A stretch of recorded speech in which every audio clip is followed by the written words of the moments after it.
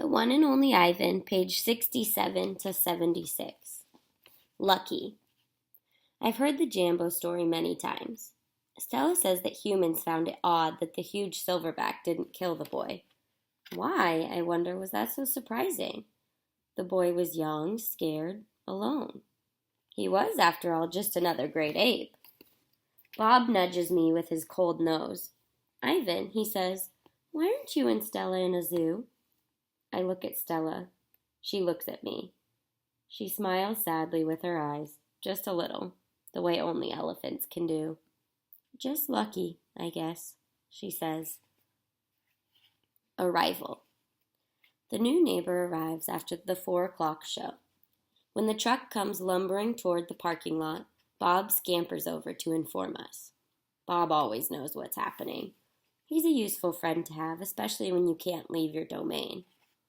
With a groan, Mac lifts the sliding metal door near the food court, the place where deliveries are made. A big white truck is backing up to the door, belching smoke. When the driver opens the truck, I know that Stella is right. A baby elephant is inside. I see her trunk poking out from the blackness. I'm glad for Stella, but when I glance at her, I see she is not glad at all. Stand back, everyone, Mac yells. We've got a new arrival. This is Ruby, folks. 600 pounds of fun to save our sorry butts. This gal is gonna sell us some tickets. Mac and 2 men climb into the black cave of the truck. We hear noise, scuffling, a word Mac uses when he's angry. Ruby makes a noise too, like one of the little trumpets they sell at the gift store. Move, Mac says. But still there is no Ruby. Move, he says again. We haven't got all day. Inside her domain, Stella paces as much as she's able. 2 steps one way, 2 steps the other. She slaps at her trunk against the rusty metal bars. She grumbles. Stella, I ask, did you hear the baby? Stella mutters something under her breath, a word she uses when she's angry.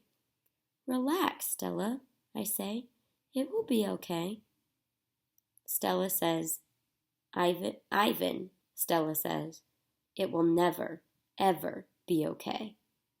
And I know enough to stop talking. Stella helps. The men are still yelling. Some of the yelling is at each other, but most of it is at Ruby. We hear scrambling, pounding, shifting.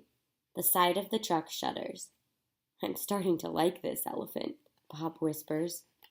I'm getting the big one, Mac says. Maybe she can coax the stupid brat out of the truck. Mac opens Stella's door. Come on, girl, he urges.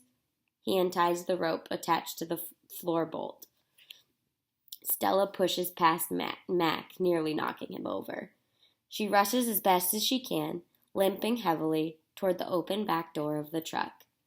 She catches her swollen foot on the edge of the ramp and winces. Blood trickles down. Halfway up the ramp, she pauses. The noise in the truck stops.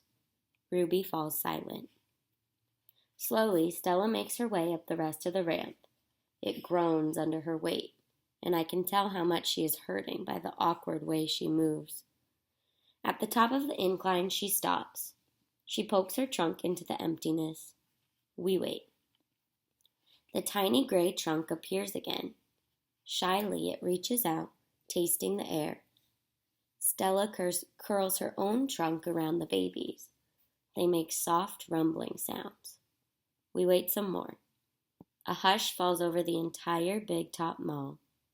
Thud, thud, step, step, pause, step, step, pause. And there she is, so small she can fit underneath Stella with room to spare.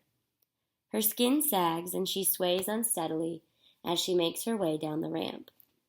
Not the greatest specimen, Mac says, but I got her cheap from this bankrupt circus out west.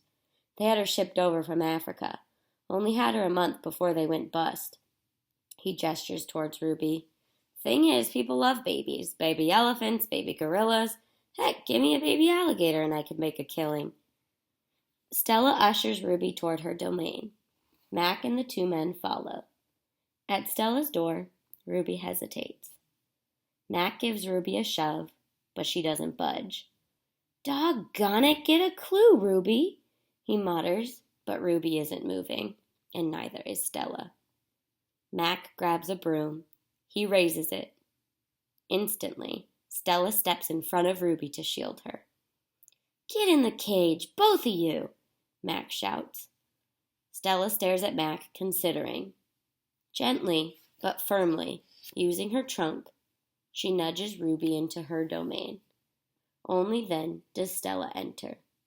Mac slams the door shut with a clang. I see two trunks entwined. I hear Stella whispering. "Poor kid," says Bob. "Welcome to the Exit 8 Big Top Mall and Video Arcade, home of the one and only Ivan." Old news.